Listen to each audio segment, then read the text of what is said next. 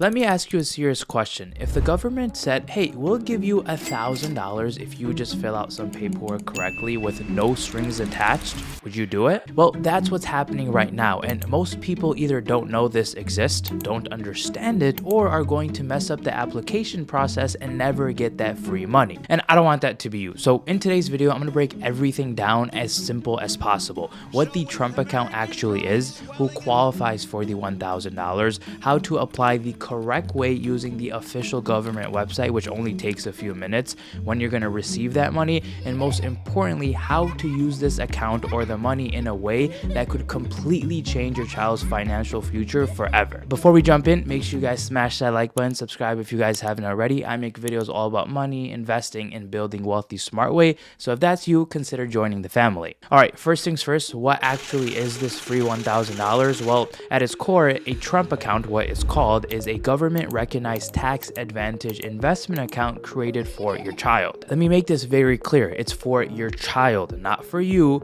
Your child is the beneficiary. So the account exists solely for their future, and it's meant to sit there, invested, and grow over time while they grow up. So for certain kids, the government is doing this $1,000 pilot contribution, basically giving them $1,000 to start investing for free. But, and this is important, not every child automatically qualifies.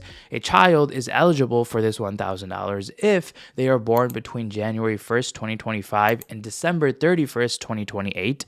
They are a U.S. citizen, they have a valid social security number, and no one has already submitted this application for them in the past. The IRS and the Treasury Department are going to be handling this entire process, and they said the payments are expected to come out about during summer 2026, but not any time before that. The money will then directly be deposited into the investment account once it's open, and then after that, a financial institution or wherever that money was deposited, most likely a major brokerage like Charles Schwab, Fidelity, or Vanguard, will contact you to finalize the setup. So after you apply, be patient. It might take a while for you to get the money, but the most important thing is do not fall for any scams. Only use the official.gov website, which I'll put the link down below as well, so it's much easier. Now, before you apply, there's a couple things you need to gather first to make the process much easier and quicker for yourself. First thing is you're going to need your name, your social security number, or I meant the parent's name, the parent's social security number, and the parent's date of birth, the child's name, the child's social security number, and the child's date of birth,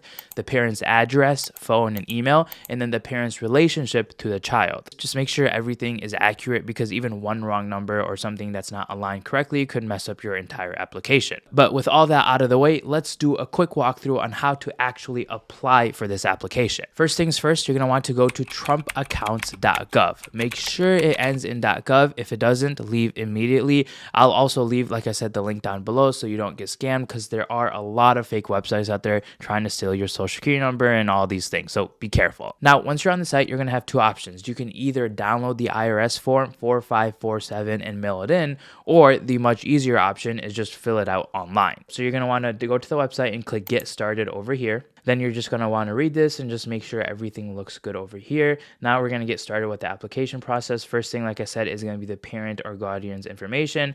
First thing you can just do, if I'm doing this for myself, John, last name Doe, social security number 1, 2, 3, 4, 5, 6, 7, 8, 9, and then my date of birth 1962. Like I said, this is for the parent. That's the first thing. Next is going to be contact information.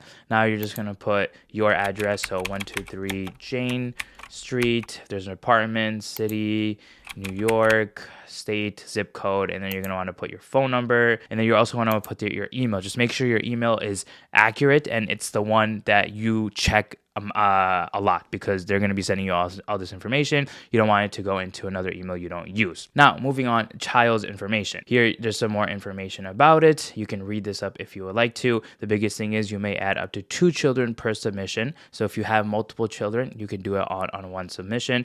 If you have multiple children up to 2, you can do it on one. But if you have more, you're going to need to complete a separate form. So here, you're going to put the child's first name. So say I'm just going to do John Doe. You're going to put the child's social security number over here. Then you're going to put the child's date of birth. Here, remember, most important thing, relationship to the child. So if you're filling this out, are you the parent? Are you a legal guardian? And you're going to want to check what applies. Your child lives in a different address. You're going to want to put this here and put the address here. And check this if you're authorized to open it, which if you're doing this, you most likely are. And boom, that's basically it. You're going to want to scroll down, just review everything one last time. You're going to check mark this. You're going to sign your name.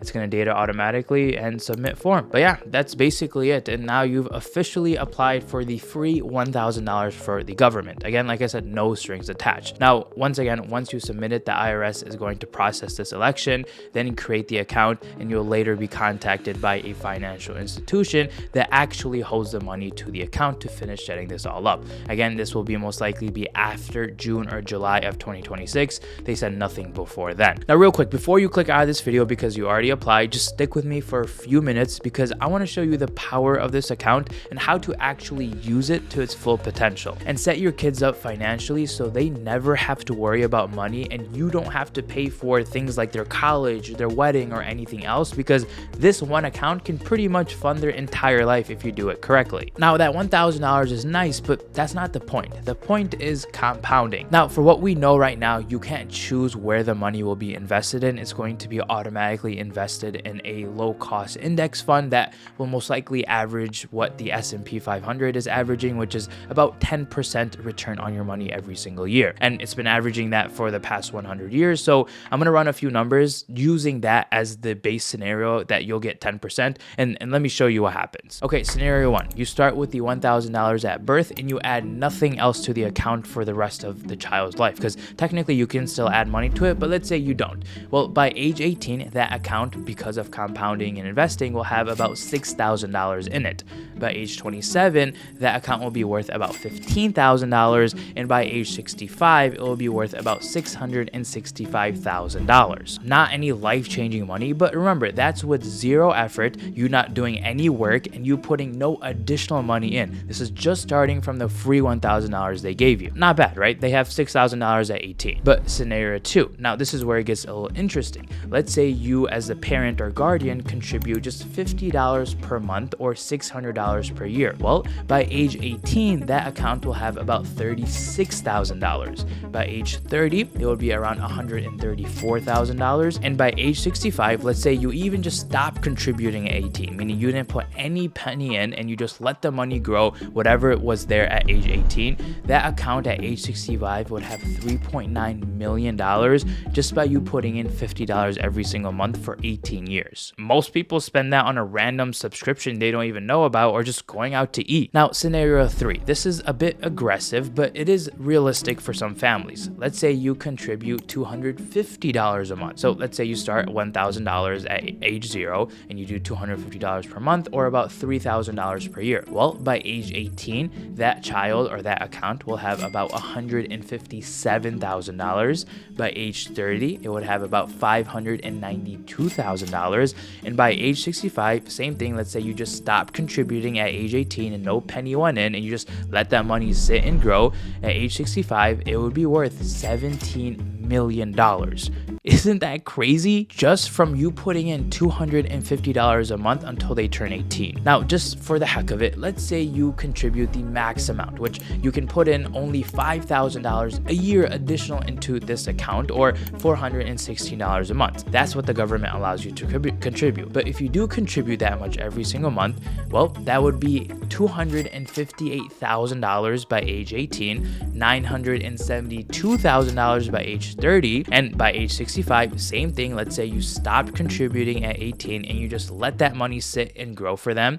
Well, they'd have $28 million just by doing nothing. And I'm not kidding. These are real actual numbers that are pretty much guaranteed because the stock market has averaged these returns over the past 100 years. This is the power of compounding. It's why Albert Einstein called it the eighth wonder of the world. Now, let me show you something. Let's say we flip this. Let's say instead of starting at birth, you start at age 30, which is when everyone usually starts saving for retirement. If you invest $250 per month and you earn the same 10% annually and you invest that every single month until the retirement age of 65, well, at 65 you'd have $813,000. But compare it to the child who started at birth with the same contributions, $28 million versus your $813,000. Same monthly amount, same rate. The only difference? Time. Time is the multiplier. Time multiplies money more than anything else in the world, and this account gives you decades of it. Now, my wife and I don't have any kids yet, and who knows, maybe we will before this investment bonus ends. But if I did, this is exactly what I would do to make it easier on us and contribute the most every single month so my child never has to worry about money. Number one, I would pick a number we can comfortably afford.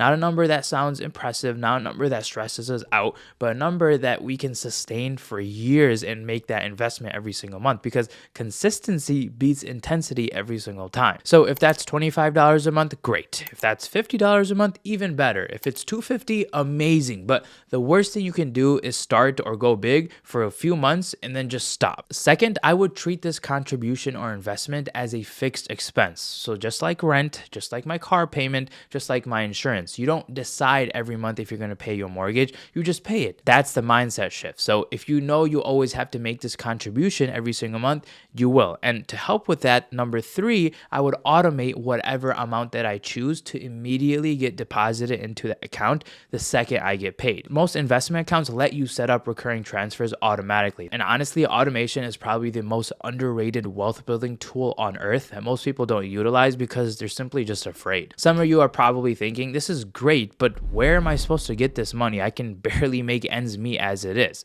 Well, here's the approach I take. Option one, redirect, don't add. Instead of increasing your expenses, just redirect something you're already spending. Maybe one fewer dinner going out every single month. Maybe it's cutting out 2 subscriptions. Maybe it's using your tax refunds for this instead of buying a new car. Option 2 is tying it to any raises you get. So every time you get a raise, increase the contribution slightly. You'll never feel the difference, but the long-term math changes dramatically once you start increasing more. Look, the thing is if your child grows up knowing they already have investments working for them, that's a huge mindset shift for them. They don't grow up thinking, I have to start from zero. Where am I supposed to get this money for college? They grow up thinking, hey, I already own assets, and that's powerful, and that's because of you. It shifts how they think about money, risk, and opportunity. You're not just building wealth, you're building their financial confidence as well. I mean, the government is literally giving you free money and incentivizing you to start investing early. The question is what will you do to ensure your child will never have to worry about money? Because man, I wish my parents did this for me growing up. You have no idea how much I had to worry about money, how much extra work I had to do because